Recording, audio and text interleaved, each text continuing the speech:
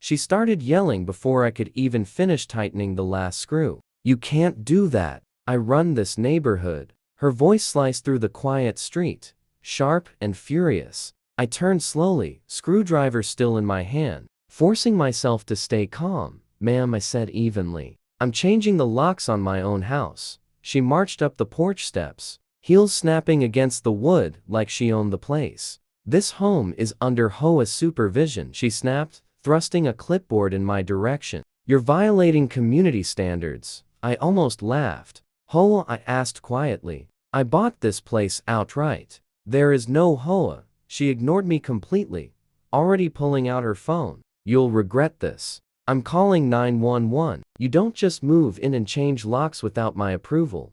My stomach tightened, not from fear, but from recognition. I dealt with her type before. Loud, controlling, used to people backing down. This time, she'd picked the wrong house. Minutes later, a police cruiser rolled up. She ran straight to it, pointing at me like I'd been caught mid-crime. "That man is trespassing. He broke into that house." The officer looked from me to the lock I was installing. "Sir, can you explain what's going on?" Before I could answer, she cut in again, voice rising. "He's lying. This is my neighborhood. We have rules." I took a breath, pulled a folded document from my pocket, and handed it to the officer. "That's the deed," I said. "My name's on it." Her face flickered for half a second, then she smirked. "That paper means nothing," she snapped. "I have connections. Big ones." The officer hesitated, glancing between us. And the way she smiled told me everything. This wasn't over. She wasn't losing. She was planning. The next morning, I stepped outside to grab my mail and froze. A bright orange notice was slapped across my front door. HOA violation, immediate action required. There was no HOA. I'd verified that before buying. Across the street, she stood with a coffee mug, watching me like a predator. "Told you," she said loudly. "This neighborhood follows my rules." I ripped the notice down and walked toward her. "You made this up," I said. "You're not in charge of anything." She smiled calmly. "Oh, I think I am. And you'll see soon enough." By noon, 2 men in uniforms showed up, badges clipped to their belts, radios on their shoulders. "Sir," one barked, "we've had reports you're illegally occupying this property." "I own this house," I said flatly. The shorter one crossed his arms. "The HOA president says this property was never cleared for sale." I glanced past them. She stood behind, arms folded, pretending to look concerned. Something was off. No department patches, no name tags, and the car behind them didn't even have a license plate. "You got IDs?" I asked. The taller one stiffened. "You're obstructing an investigation, sir." That's when I knew. I slid my hand into my pocket like I was reaching for my wallet and quietly hit record on my phone. "You might want to think this through," I said calmly. "Impersonating an officer is a federal crime." Her face drained for a split second. Then she snapped, "Get him out of here." One of the fake cops stepped forward, then a voice behind me said, "That won't be necessary." I turned as a real squad car pulled up. Lights flashing. 2 uniformed officers stepped out. Real badges. Real presence. "Ma'am, sir," one said firmly, "we got a call about a disturbance and possible trespassing." She jumped in instantly. "Yes, that man is squatting." Those officers were helping me remove him. The real cop narrowed his eyes. "Those officers?" he repeated, looking at the imposters. "Which department are you with?" They froze. "Private security," one muttered. "Great," the officer said coolly. "Then you won't mind if I verify that?" The shorter fake cop whispered. "We should go." She hissed back. "Don't you dare. No one's going anywhere," the officer said. "IDs. Now." I handed over my license and the deed. "This is my house. I moved in last week." He checked, then nodded. "Everything's legit." He turned to her. "Ma'am, he's the rightful owner." Her face flushed. "That's impossible. I run this neighborhood." "You don't run anything," he replied. "And these 2 are coming with us." The imposters were cuffed within minutes. She stared in shock as her plan collapsed, then leaned in and whispered, "You have no idea who you're dealing with." She stormed off before they could stop her. One officer leaned toward me. Keep your cameras running. This feels far from over. That night, I barely slept. Around midnight, I checked the live feed. She was back, flashlight in hand. Two men with her, dragging a signpost. They planted it at my fence. Property under HOA investigation. That crossed a line. I called the sheriff. When the patrol car arrived, she sped off into the dark. She's skating on thin ice, the officer said. One more stunt and it's criminal harassment. As I stood alone staring at that sign, a realization hit me. Her confidence didn't come from nowhere. She had help. And if someone inside the system was backing her, then this wasn't just neighbor drama.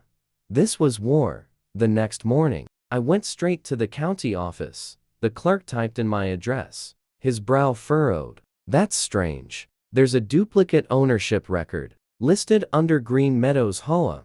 My stomach dropped. That HOA doesn't exist. He nodded slowly. You're right. And that's when I knew this was bigger than her. The file looks fake, the clerk said quietly, lowering his voice. But whoever uploaded it used an internal system. That means someone on the inside helped. Anger flared in my chest. So she forged property records, he nodded. Looks that way. But I can't remove it without authorization. You'll need someone higher up. As I stepped out of the county office, something caught my eye. A black SUV idling across the street. Tinted windows. Engine running. I slowed. The window slid down just enough to reveal her smiling face inside. Digging around? She called smoothly. You think paperwork will save you? I told you I run this place. I walked up to the curb, staring her straight in the eyes. You forged legal documents, Karen? That's not leadership. That's a crime. She laughed softly. Crime? No, sweetheart. It's called connections. You'll be out of that house before the week's over. She floored it, tires screeching, dust swirling behind her. I stood there, heart pounding but not with fear, with resolve. I couldn't beat her the normal way. Not if she had help inside the system, but she'd made one mistake. Everything, the fake cops, the threats, the signs, was on video. Recorded, backed up, stored safely in the cloud. She thought she controlled the system. She had no idea I was building a case. 2 days later, I found a single sheet of paper taped to my door.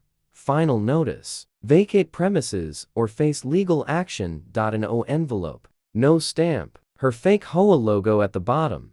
I could practically hear her voice. What she didn't know was I'd already shared everything with someone who didn't answer to local politics. My wife.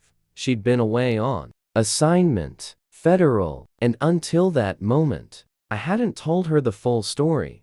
That night, I showed her everything. The footage. The fake officers. The sign. The threats. She watched in silence, eyes narrowing. You said they impersonated police? She asked. Badges. Radios. The whole act. Her expression changed instantly. That's not harassment, she said. That's a federal offense. She stood, grabbed her jacket. Tomorrow morning, we end this. The next day, she pulled up in an unmarked black SUV, badge clipped to her belt. Neighbors peeked through blinds as she walked straight onto Karen's lawn. Karen was watering her flowers like nothing had happened. Well, if it isn't the trespasser's wife, she sneered. Here to beg? My wife calmly raised her badge. Federal Bureau of Investigation. You're under investigation for impersonation, forgery, harassment, and conspiracy. The hose slipped from Karen's hands. You're kidding, she whispered. Do I look like I'm kidding? My wife replied. You brought fake cops to my home. You forged property records. That's federal fraud. Karen tried to laugh, but no one joined her.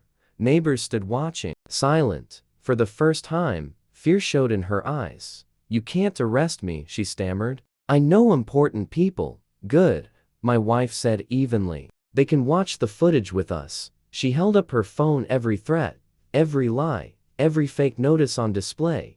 Karen's hands trembled. This is a misunderstanding. Her eyes darted desperately. A patrol car turned onto the street. The same officer from before stepped out and nodded to my wife.